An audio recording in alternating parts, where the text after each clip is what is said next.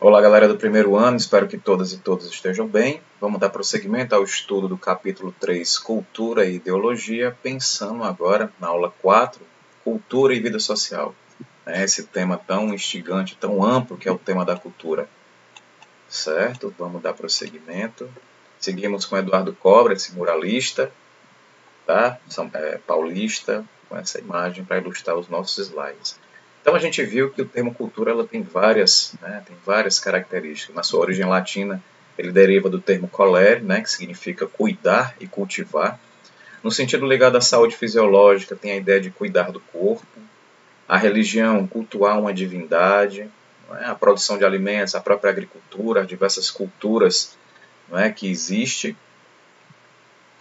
E aí, numa definição sociológica básica, a cultura consiste num conjunto de saberes, normas e valores de uma coletividade, servindo de fundamento para as relações sociais nela estabelecidas. Então, a cultura ela funda, ela é a base das nossas relações sociais que nós estabelecemos no nosso cotidiano. E ela é marcada por um conjunto de saberes que vem no decorrer da história, da nossa história, atuando na contemporaneidade, na atualidade e também fazendo com que a gente vislumbre uma forma de futuro, toda ela contida na cultura, suas normas e seus valores. A gente nasce dentro de uma cultura. O uso do termo cultura ele é dinâmico, adquire sentidos diversos de acordo com o contexto social e histórico que a gente esteja inserido. E aí, gente, eu faço essa provocação. Existe uma cultura melhor que a outra? Existe uma cultura mais desenvolvida do que a outra? Esse é um tema importante e sensível para nós que estamos aqui na sociologia. Na época do Monteiro Lobato, ele criou esse personagem chamado Jeca Tatu. E ele habitava as zonas rurais, era um personagem que era ambientado nas zonas rurais. Tá? E muitas vezes, e pela história que era contada, ele era apontado como alguém preguiçoso e apático.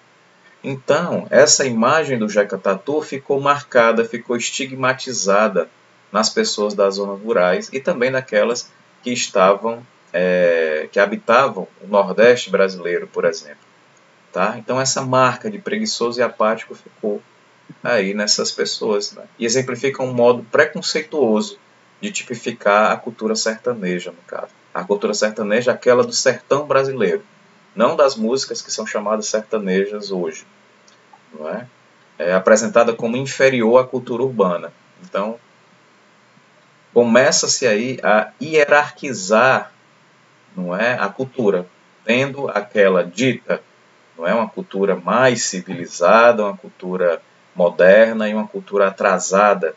Tá? Então, ainda hoje, muitas manifestações da cultura brasileira são tratadas desse modo, sobretudo quando tem origem de grupos socialmente marginalizados.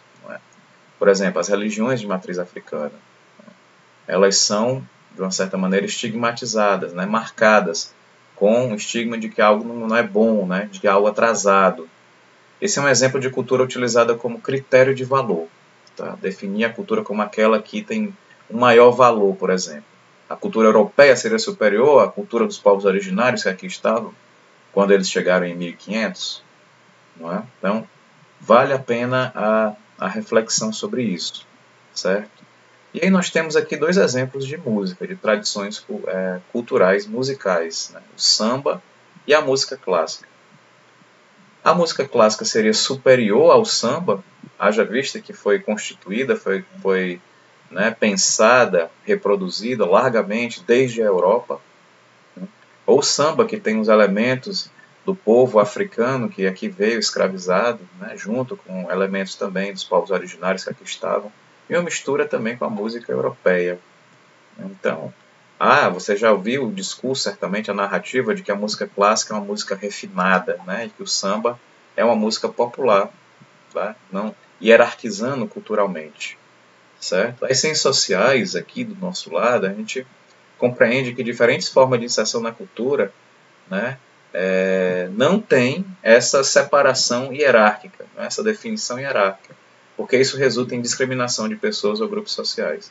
Tá? Então, as ciências sociais, de uma certa maneira, na maioria dos seus teóricos, das suas teóricas, eles descartam qualquer forma de hierarquização cultural. Então não existe uma cultura superior à outra. Tá? E isso a gente vai ver muito mais intensamente na próxima aula, que a gente vai tratar sobre a antropologia, que é uma das ciências sociais que mais se debruçou sobre a ideia de cultura. Então a cultura ela é pensada como prática e valores de um grupo social, certo? E ela tem duas dimensões, gente. A dimensão material, que seria a dimensão dos objetos, dos prédios, aquilo que é palpável, e a dimensão imaterial, que está nas músicas, né? Nas práticas como a capoeira, por exemplo, que não é um objeto fixo, né? Um objeto palpável. Então, são patrimônios a serem preservados e transmitidos. Né? Tem essas duas dimensões, material e imaterial. E aí eu trago uma provocação para a questão da escola, nós que estamos vivenciando a escola. Os saberes que você traz para a escola, ou sua experiência de vida, sua realidade social, são ignorados no processo educativo. Então, a escola ela consegue dialogar com aquilo que a gente vive no cotidiano, ou ela está apartada disso? Eis uma reflexão que eu peço que vocês façam. Né? Se a escola está realmente dando conta da experiência de vida de vocês. Vocês conseguem dialogar, conseguem ver na escola, né, um instrumento, um espaço onde vocês possam trazer aquilo da vida de vocês. Uma forma de perceber como esse processo de construção da cultura ocorre no cotidiano é pensar a sua realidade como estudante. Gente, é sempre bom a gente voltar um pouco os olhos para nós e pensarmos, né, o local que nós ocupamos no mundo, como a gente tem procedido. Tá? Então, fazer esse exercício de enquanto estudante. Né? Como é que tem sido essa experiência escolar em relação à cultura? Os conhecimentos, as normas, os valores e as ações pedagógicas com quem você interage no espaço escolar são produzidos em contextos históricos específicos. Em algum momento, esses saberes, esses conhecimentos, eles foram dados como válidos e como importantes que vocês pudessem ter acesso. Certo? E eles são construídos por grupos específicos no decorrer da história, que têm interesse na nossa formação.